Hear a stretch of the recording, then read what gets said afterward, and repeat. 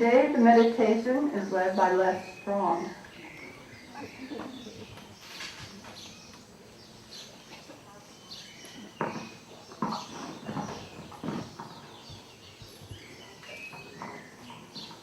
Good morning. I'd like to do something just a little different this morning, but still overlapping with what we normally do. And that is to take a moment to realize that our experiences with meditation or trance, they are really the same, can be expanded. And why does this matter? Well, it matters because what we do in meditation or trance is to blur the boundaries between the conscious and the unconscious mind. And of course you might ask, so why does that matter? Well, it matters because by blurring those boundaries, we're able to receive other messages, images, other sensations, other thoughts from our unconscious mind that would otherwise not be available.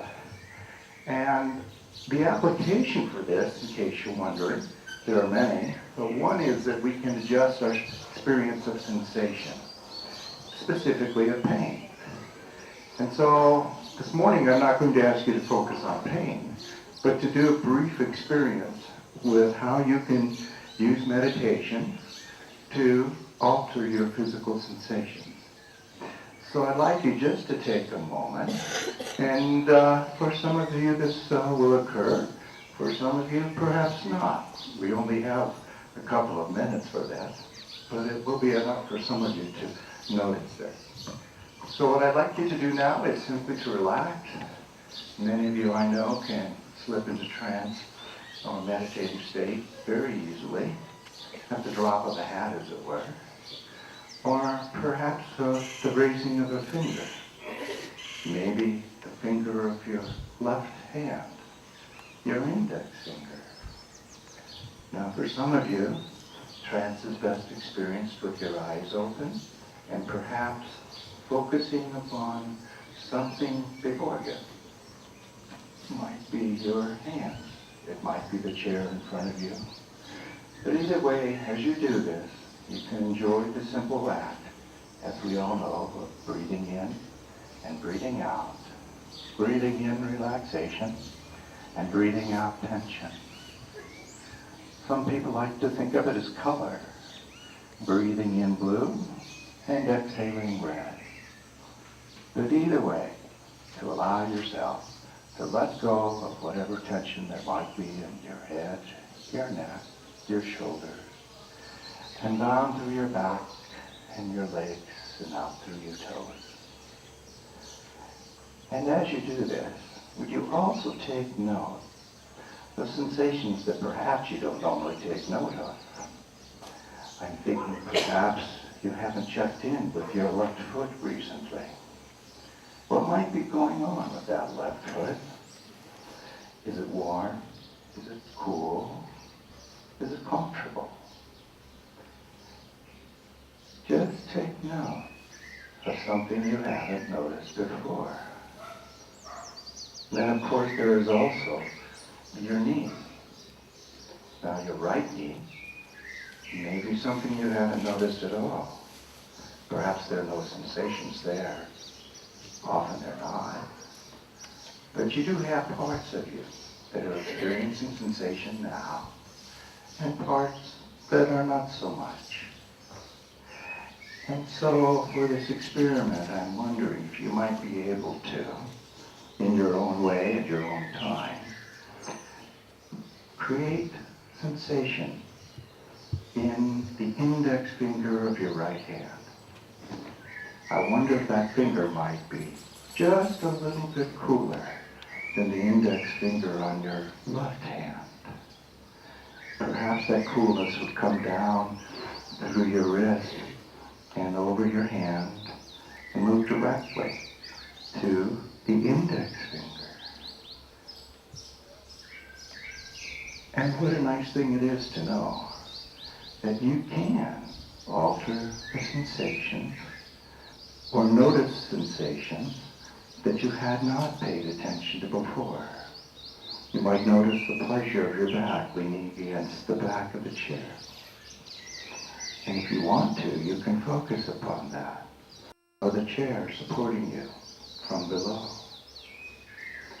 And of course, the unconscious mind is below and can be the source of bright colors, reinterpretations of any experience that you might have and wish to alter, and also be a source paying attention and changing our relationship to certain sensations. And if it happens that there's a little discomfort in your left ankle, why not focus upon the sensations of your back, comfortably resting against the back of the chair, and let those other sensations of discomfort simply move to the margins of your experience. After all, those things are common. They're not any kind of indication to do anything. So why attend to them? You can use your left side of your brain and your right side of your brain to create a different sensory experience for yourself. So why not allow yourself that simple pleasure, that delectable pleasure that is inherent within each of us. And so I invite you now simply to enjoy this for a moment, and then in your own way and in your own time, begin to move back into this beautiful setting and hear the sounds of the birds and the rustling amongst them, and be prepared to hear our next speaker. Welcome back. How many of you could experience something in terms of sensation? Changes in temperature? Yeah. We didn't have much time, and given more time, I think more of you would have had that. But at the very least, I hope that what you've experienced is some sense that we have an opportunity to shift our focus from one part of our physical self to another, and that can change our immediate experience. So thank you.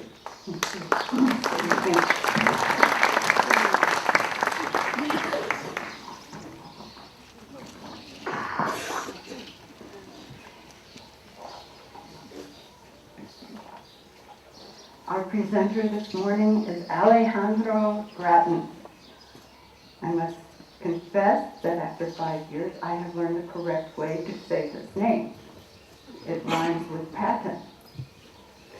He will talk this morning about his recent and timely novel, The Dark Side of the Dream, which ties into the current debate in the U.S. regarding immigration. Then he'll talk to us about his next novel, Only Once in a Lifetime. And next, he will talk to us of his experiences as Boho editor for 18 years. Alejandro Grattan was a writer-director in the American film industry for 27 years. He's lived here for 25 years. Founded the Ajijic Writers Group in 1988 and was awarded the Lifetime Achievement Award from the Lakeside Community Awards Committee in 2011. Let's welcome Alejandro Grattan.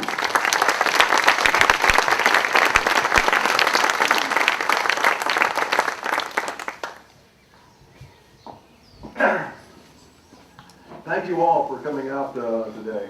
I appreciate it. Thank you, Jim Spivey, for creating this wonderful forum.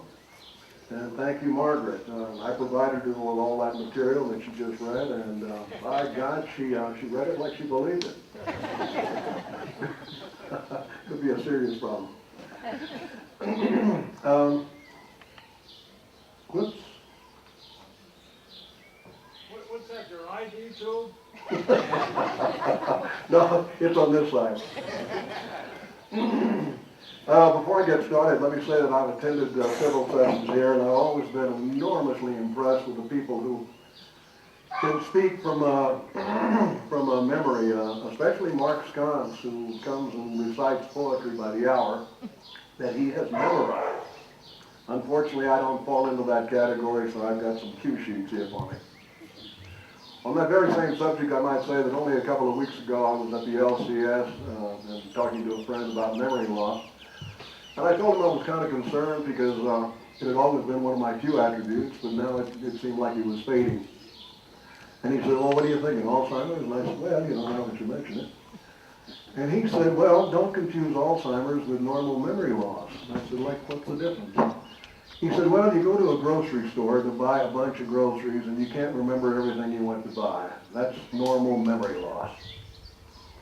On the other hand, you go to the store and you remember every single item of food you went to buy, but coming out of the store, you can't remember what you're supposed to do with food. So that's a bit more serious. So anyway, we said goodbye and I went out to the front of the LCS, and all of a sudden it dawned on me I couldn't remember where I'd parked my car. And he walked up a moment later and said, anything wrong, Grattan? You seem troubled. And I wasn't about to tell him the truth, of course. And I said, no, I was just thinking about what you said. He said, oh, BS, man, you can't remember where you parked your car. So, with that said, please excuse the cue sheets here.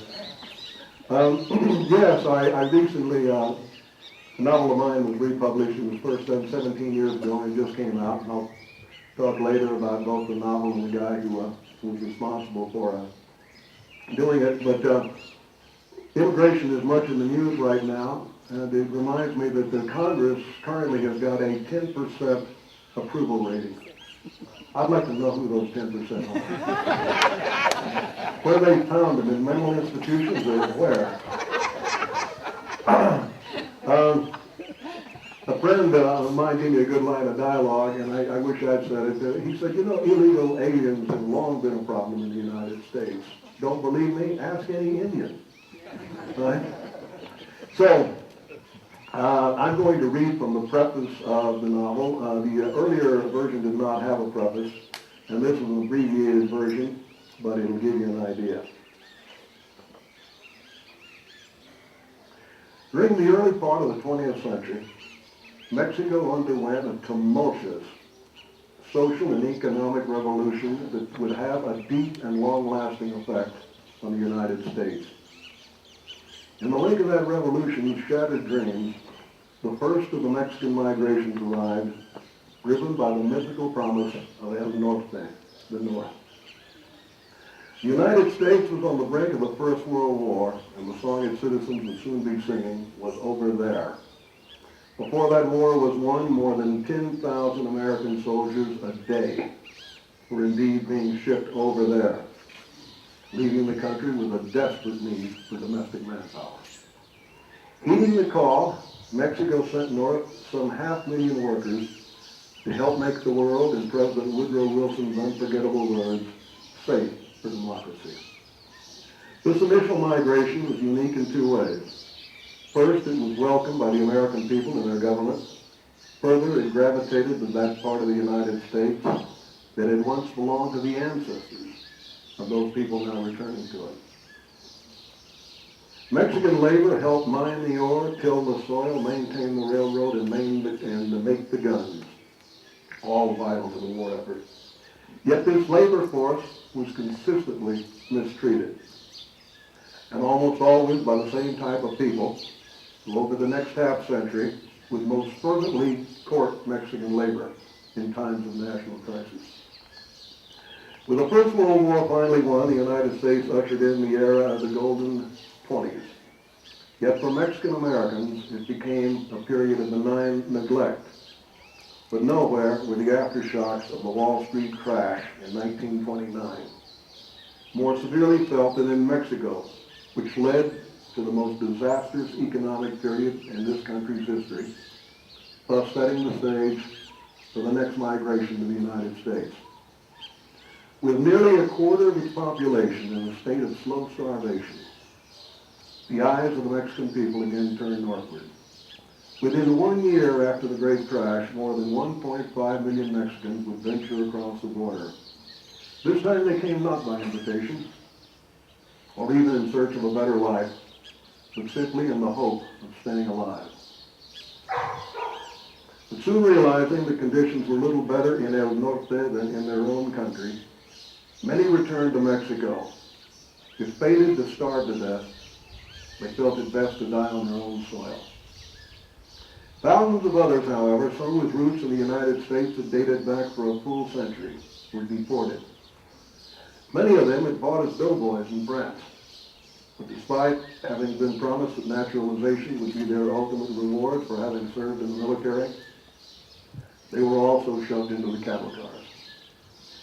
The Japanese attack on Pearl Harbor came as the United States was finally emerging from the worst economic depression in history, hurling the country into another world war that would cost more in terms of men, money, and materiel than any other in all of recorded history. Hence a call went out once again to America's neighbor to the south. This time, however, Mexico was not so interested in chancing another humiliation, or worse yet, a military defeat at the hands of a country of America's own choosing. Yet, swayed by the progressive programs of President Franklin Roosevelt, the Mexican people began to feel for the very first time a bond with the United States. Responding to the president's plea, they returned by the hundreds of thousands to help settle an issue that the U.S. had thought had long been settled with the winning of the First World War. The period of 1941-45 considered one of the finest in American history, and some of the credit should go to the Mexican immigrants. For on the home front, their labor helped till the soil, while overseas, men of Mexican blood would become among those most highly decorated for valor under fire. Set against this tumultuous historical background, the dark side of the dream is the story of the Salazar brothers, who with their families come to the United States from northern Mexico shortly after the attack on Pearl Harbor. The novel is a chronicle of what they came searching for and of what they finally found. Yet the story is but a single variation of one which has been experienced hundreds of millions of times before. For America is, as we are so proud of reminding the world, a country that has been continuously replenished by those who were, in the immortal phrase on the Statue of Liberty, yearning to be free. We are a nation of immigrants, and therein lies what has helped make the United States one of the great nations of the world. All right.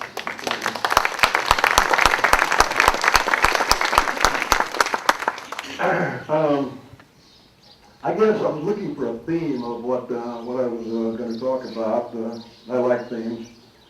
And I guess you could call this the anatomy of an historical novel, with a subtitle called How Pain Can Turn to Gain, and How Fate Can Sometimes Lead Us in the Strangest Directions, even when there is no logic to the move. So with this book, I'll go back now, way back, the 1970s. I'm driving down from San Francisco to Los Angeles with a lady friend, and we have car trouble in the little town of Delano, California. And so we checked with the mechanic, and he said no, he couldn't fix it. It was late afternoon, and the parts storage closed. We'd have to stay overnight. So in the meantime, my lady friend had seen a poster that said, Cesar Chavez speaks tonight. And she said, wow, we got to take that in. And I said, yeah, fine. Who Cesar Chavez? I didn't know. I was not inclined toward, social history. So anyway, we went there that night, and it was an evening I'll never forget. There were 2,000 people packed into a small gymnasium. And one speaker, and the migrant workers were getting ready to go on strike in the vineyard fields of Central California. One speaker after another got up and spoke, and the hatred in that room was thick enough to cut with a knife. They were just railing against these growers, what bastards they were, and boy, we're going to do this, we're going to do that. And so finally, the man everybody had come to hear came on stage, Cesar Chavez, and he began to speak. It was not the speech these people had come to hear. He started by saying, well, I hear all these angry noises about the growers, but let me tell you something about these growers. Most of them came here a century and a half ago to the San Joaquin Valley, and back then it was nothing but a rock pile. And these people, with their guts and blood and effort, turned it into the garden, the entire western part of the United States. And now we come along and we threaten that status quo. But who among us, if those early settlers had been Mexican, would we be fighting against? And I thought to myself, wow, this is not the speech they came to hear. Then he followed that up by saying, and you know, I hear what a great country Mexico is. And Cesar Chavez was Mexican, remember? I hear what a great country Mexico is. Yes, I'm a Mexican. I loved it. I love Mexico. But have any of you ever been arrested without a dime in your pocket in Mexico? Chances are fairly good nobody even ever hears from you again.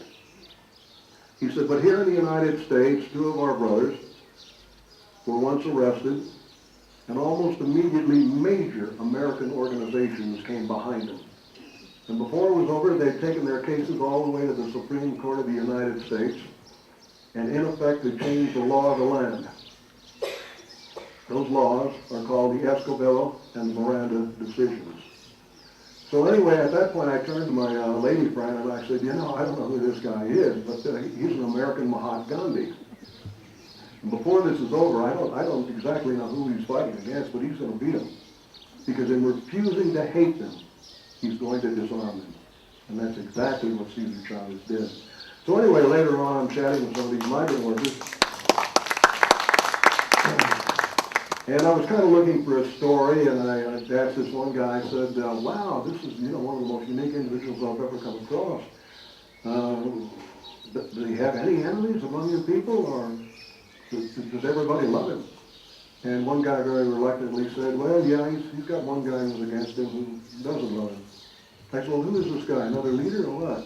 He said, no, it's his son, his oldest son. Something clicked, and I thought, aha, now that's a story. That makes a story, right? So I forgot that.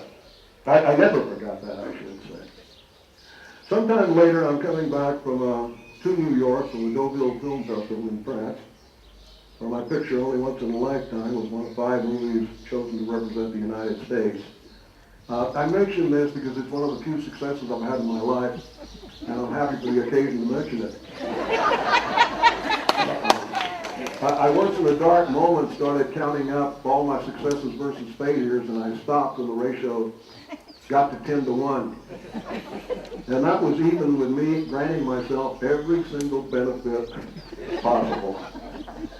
Anyway, I found a seat I found a book on the seat next to mine, and the seat remained vacant, and the book was Among the Valiant.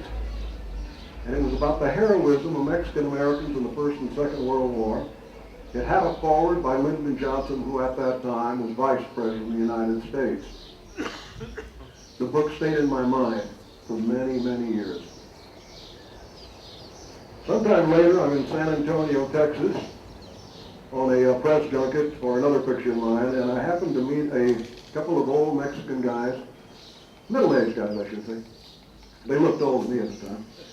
Who asked me what I planned to do next after that movie. I said, no idea. And then they said, I should make a movie about something they lived through. I said, what you know, I used to hear that a lot when I was in the movies. You ought to make a movie about me. They were involved, they said, in a migrant worker strike that had taken place just after the Korean War in the early 1950s. And though the strike had not been successful, it had laid the seeds for the victories that came a generation later in the San Joaquin Valley of California. So I canceled my flight, postponed my flight back to LA, and I spent the next couple of days researching this, trying to find out what, because if it had indeed been a migrant worker strike, it was the first one in American history. There had never been an agricultural strike in the United States. So I came up with a lot of facts and figures, and I asked if there was any verification of this, and they said no, it was never reported by either television or newspapers. Why? Because the power structure was afraid that if the word got out about striking migrant workers, the idea might spread. So all right, back in LA, I received good news. I'm contracted to write and direct 2 2-hour movies about the Mexican-American experience. And so what I decided to do is write one screenplay about the Mexican-American soldier, and the other one about this little-known migrant workers' strike. Then suddenly, whoever was president, and I know full well who it was, but I won't mention it, it'll sound partisan, woke up one day and said, wow, we got to save some money. And he cut out the funding for 175 PBS projects.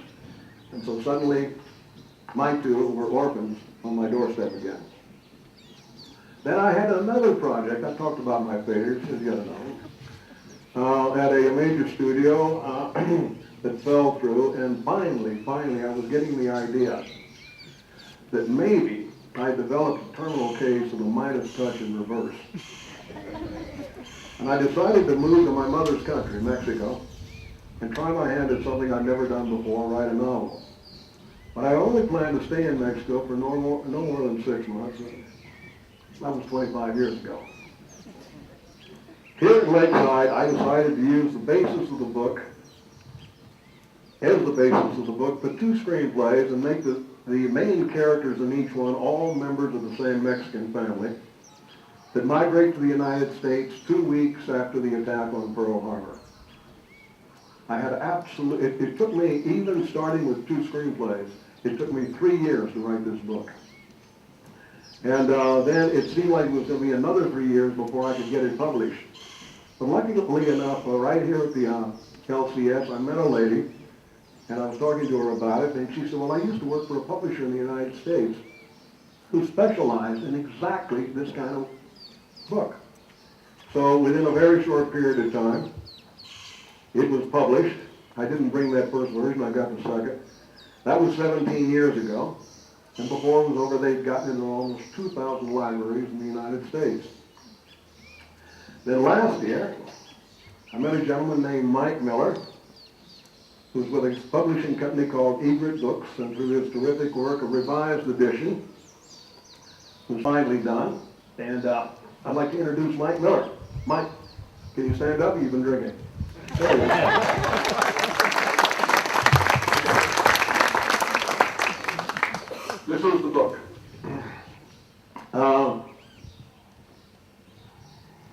I'll read the synopsis in just a moment, but again back to my theme of pain and gain. It has been a motif in my life for all of my life. But I think it's that I got involved in the arts in a strange kind of a way. I was in my high senior year in college, hoping to get a scholarship to go into law school. And I was thinking sometimes it's not just what you say in front of a jury, but the way you say it. So I signed up for a theater course in my high senior year. I didn't know it at the time, but a 100-pound monkey had jumped on my back, and he was there for 27 years. Anyway, the scholarship that I thought I'd won fell through, and so I decided to have a chat with the monkey, and shortly thereafter I moved to Los Angeles. I'd gone to SMU in Dallas. I didn't leave, however, before marrying my college sweetheart. And so out in California, I was really terribly naive. I thought I'd go to the major studios and just say, hey, you looking for any screenwriters today? What I didn't realize before that was these studios were about as tough as Fort Knox to get into. They had security guards, they had guys, and toll gates, they had almost everything except a pond with alligators. But anyway, the first studio I went to was 20th Century Fox, and I told the guard at the gate, he said, you got an appointment? And I said, yes, sir. I'd seen a lot of 20th Century Fox movies, and remembered one name, Alfred Newman, who was a wonderful composer, won several Academy Awards. And I told him I had a name, and he said, may I ask what the name is? And I said, yes, sir, Alfred Newman. Alfred E. Newman. That was my mistake. Because this guard was young enough to have read Mad Magazine. Get out of here, right? So anyway, I tried all the rest of the studios with a similar success. Decided to become an insurance adjuster. And I was there for quite a while, and it used to amuse me that these people who claim these drastic, crippling injuries which soon after I had written them a settlement check, it would appear that they'd just come from Lourdes. These amazing recoveries. And so I wrote a 2-page synopsis. I settled a claim with a guy who worked for the old Alfred Hitchcock Presents. And I'd written a 2-page synopsis, and I got friendly with the guy, and he said, hey, give it to me. I'm out at Universal. Let's see what happens. Well, about 4 or 5 months later, I'm at the insurance company, and I get a call. And somebody says, hang on for a moment, please. Mr. Hitchcock comes on the line. And a moment later, he came on. He sounded every bit as droll as he did on his program. My boy, there's way too much material here for a TV show, but have you thought about turning it into a movie? And I'm stunned, I don't know quite. No, Mr. Hitchcock, I had not thought about that. We'll do so. Ta-ta. And he hung up. It was a conversation that couldn't have lasted more than 20 seconds. And it changed my life. I went home and told my wife that I was going to get some compadres there at the insurance company to help me write the script, and I was going to produce and direct it. She said, Alex, honey, you've never even seen a movie being shot. You've never even worked on one, much less in a position of some authority. What do you mean you're going to make a movie? And I said, hey, Janet, let's get something straight. Alfred Hitchcock thinks we ought to make a movie. Are you telling me you know more? So anyway, 2 years later, working nights and weekends, I had made a movie called No Return Address. And it still is on the internet, all these years later, for crying out loud. I'd done everything but the cinematography, the sound, and the negative cutting. Those were 3 things that were totally beyond me. I thought later that by doing that, I picked up a PhD in filmmaking. So anyway, I played around Hollywood, and most people seem to think it's one of the worst films ever made. And so I go back to New York on a very, very limited budget to show the distributors back in New York. They also thought it was a terrible film. But back in New York, when they tripped you, they didn't even smile. In Hollywood, at least they smiled. They were nicer people in Hollywood, it seemed. So anyway, I've now run out of money, and I've got to come home. And I'm playing the film the following day for 3 more distributors. And in the middle of the night, it's like divine intervention. The voice comes down from somewhere and says, if it's a bad movie, make it a shorter bad movie. So I clicked on the light, and I started making a list of all the scenes I thought I could cut. I went to a lab the following morning, and we cut the film from 109 minutes down to 72. I still remember. And I played it for the 3 distributors, and all 3 made offers. Then I was off and running. I've often wondered, I used to wonder after that happened, what the moral of the story was. And I determined that the moral was, less is more.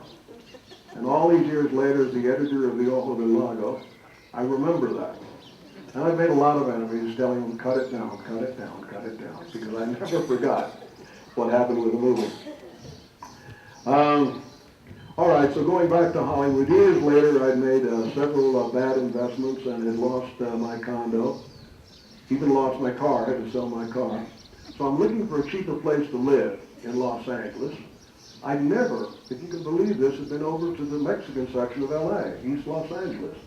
So I figured, well, I got to go over there and see if I can't find a way to stay alive until I come across another gusher. So I didn't even have really enough money to rent an apartment. But I had a friend over there who was a barber, and he said, listen, Alex, he said, I close the shop at 6 o'clock every night. You can come in and sleep in one of the chairs if you like. So I did. And it was there in one of those chairs that I had the idea for a movie, and I didn't even have enough money to buy paper, but I'd come across some old political flyers that were blank on the back. And so pumping the barber chair forward, I started putting the story down on paper.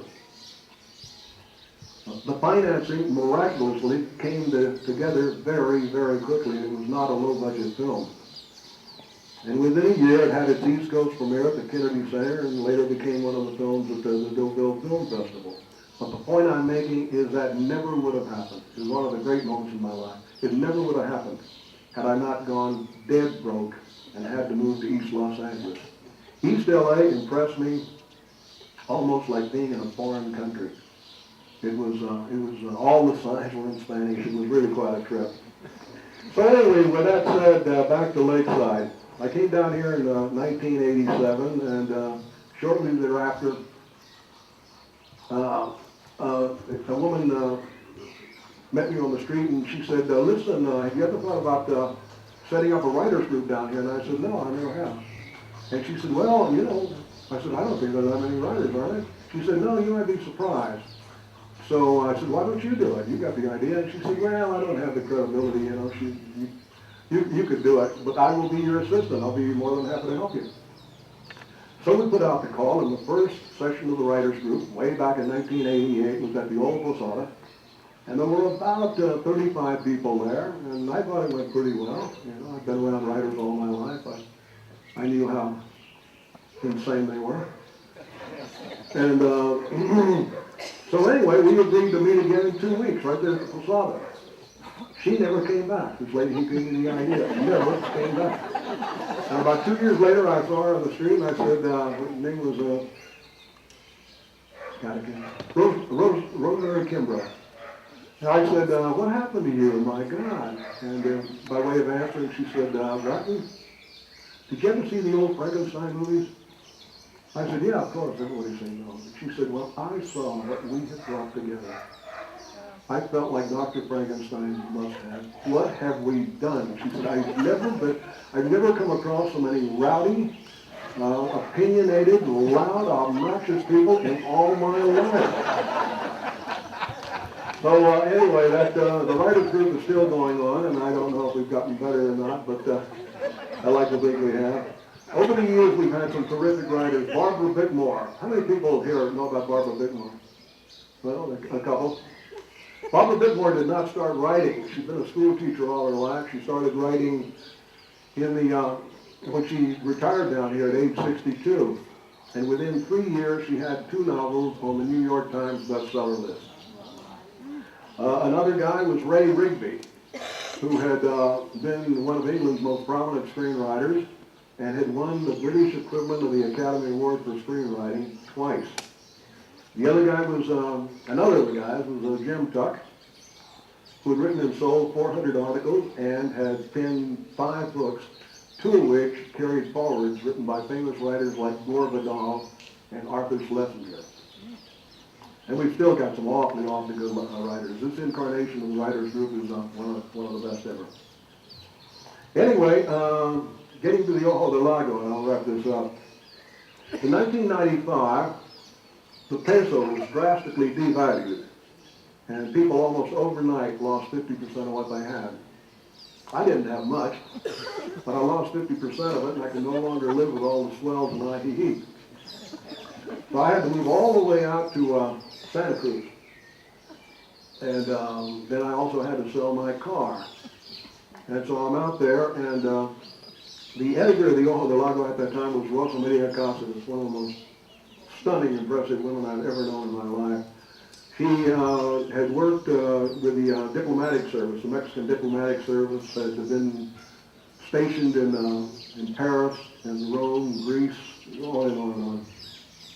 Anyway, she lived even further out than I did, but she lived in a mansion.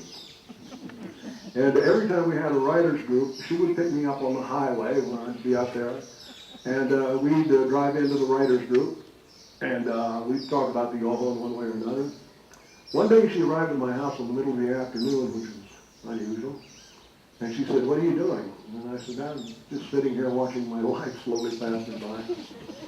And she said, "Well, jump in the car and come with me. I want to introduce you to somebody."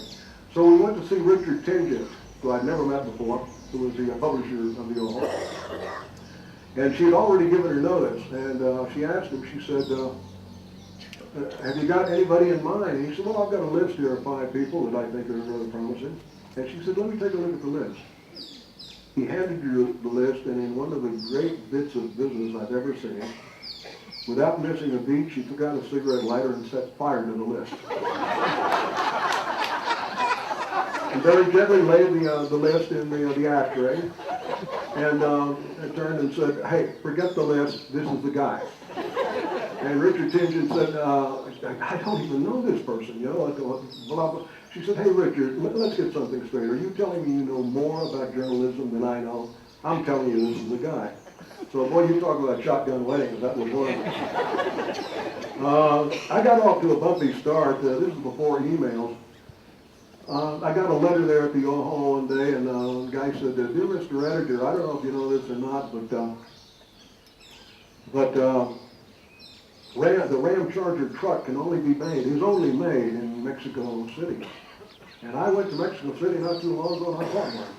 I'm wondering, why tell me? Well, anyway, I bought a big double-duty aluminum bumper, and some night out on the highway, I'd love to christen that bumper with your head. And so it's been an unusual circumstance from there on. 18 months later, or 18 years later, I'm still there. And I'd like for those people who write for the Ojo de Lago to raise your hands, if you would. So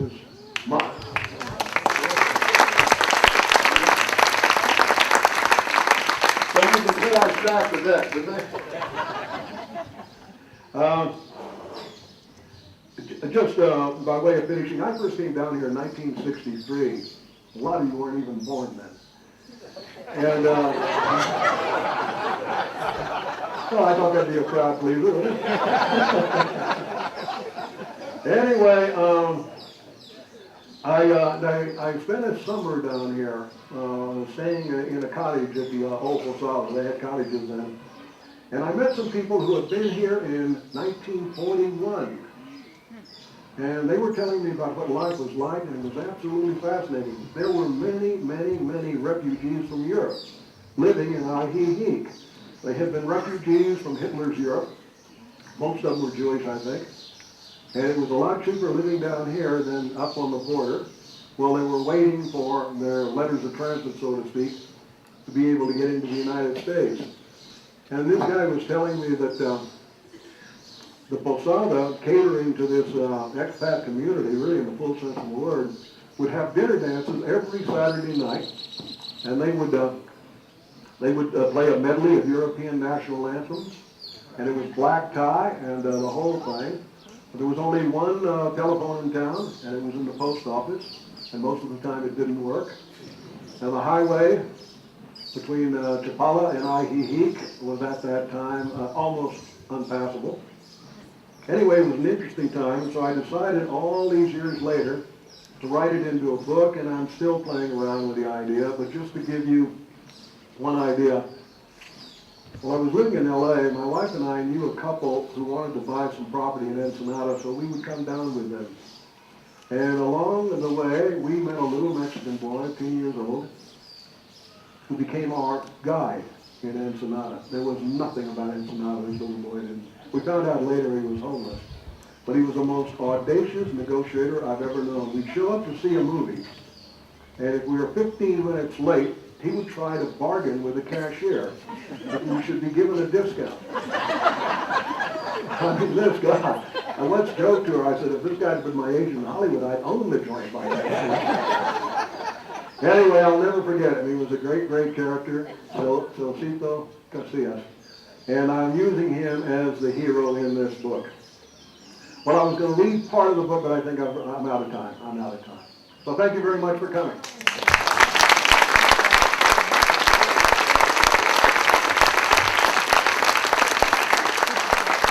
Thank you for that talk and all the historical background. Such a pleasure to learn about. Did you say charming? Charming, you, my dear, charming. Say that louder. Now, Questions? yes, it's time for questions. Yes, sir. Wait for the mic, please. Stop. Don't make it about my felony record or anything like that. Please stand. Yes, I'm Dennis. I'm Dennis. You mentioned when you heard about Cesar Chavez and his son, and you said there's a story. Did you develop a story? What happened to that story? Here it is. It's only one half of the book. Alex, can you please tell us the difference between writing a novel and writing a screenplay? Well, I've done plenty of both. In writing screenplays, there is no accent at all on the style. I've often said that the narrative part of the screenplay could be written by a 15-year-old kid, talented kid, but nevertheless. Movies are all about plot, conflict, rising conflict, resolution, and characterization. I'll give you just one example. I think we're running out of time. No, you're not. The example that I use, because most people know the movie well, is Casablanca. And in Casablanca, halfway through the script, Bergman has come back into the cafe, and she and Bogart have met, and they have a brief conversation. We sense that something is going on between them, but we don't quite know what. And a little while later, the screenplay reads, and I quote almost verbatim, "Interior Rick's Cafe, later, same night. Rick, Bogart, sits drinking alone." And I'm telescoping a little bit. Rick sits drinking alone. Sam, the colored piano player. Sam comes in and begins to play the piano. "Rick, what's that you're playing?" "Sam, oh, just a little something I made up." "Rick, stop it. You know what I want to hear?" "Sam, I don't know what you're talking about." "Rick, play it. If she can stand it, I can. Play it." Sam begins to play as time goes by. It is a shattering moment on the screen. And yet, as you read it, there's nothing there that would indicate anything really unusual. But of course, what happened in the lesson I had to learn in making the switch from screenwriting to novels is that in screenwriting, you're counting. The most you can do is indicate you're counting on a director to come in and really take that material and whip it into shape. You're counting on a cameraman to have exquisite images. You're counting on somebody to write as time goes by, for God's sake. But in novel writing, you've got to be all those guys. And the great criticism I had when I started out writing novels is that people would say, "My God, could you be a bit more generous? We're rather tired of these sentences with 4 words." So that's a big difference. That's a big difference.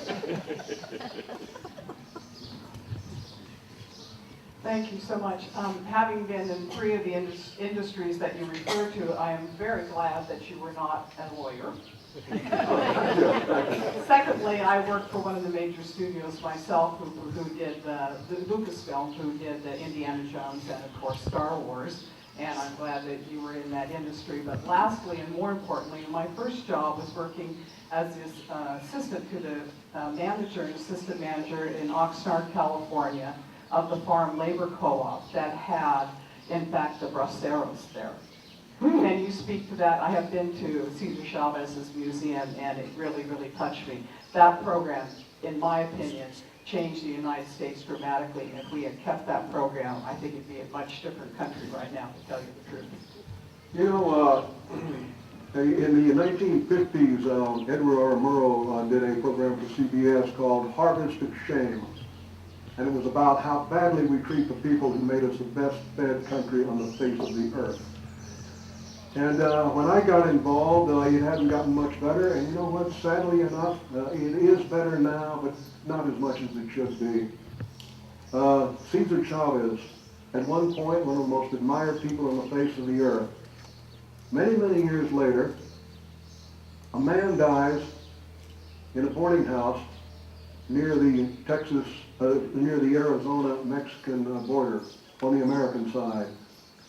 And the police come and blah, blah, blah. He had been there for almost a year. He spoke to very few people.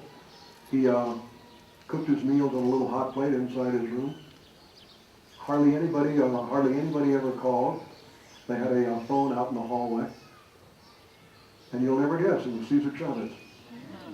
And I think you'd make a fascinating story as to how you go from an international celebrity who changed the entire face of America, and you end up as a John Doe in a boarding house. Interesting story. Yeah. Mozart. Mozart. Died in a boarding house? Worse. Yeah. Okay. Okay, well, thank you. Thank you very much.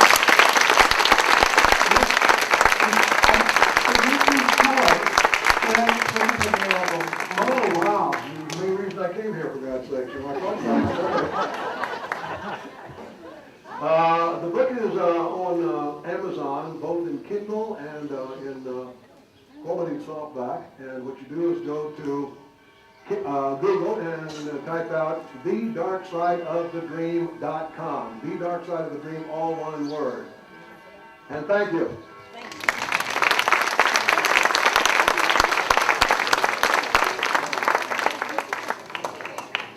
Our speaker next week is David Bryan.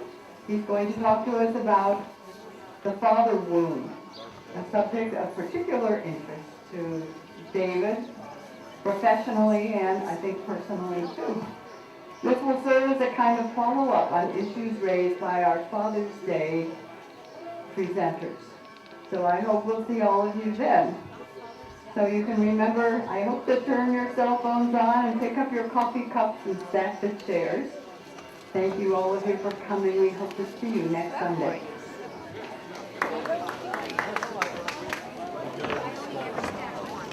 Wonderful.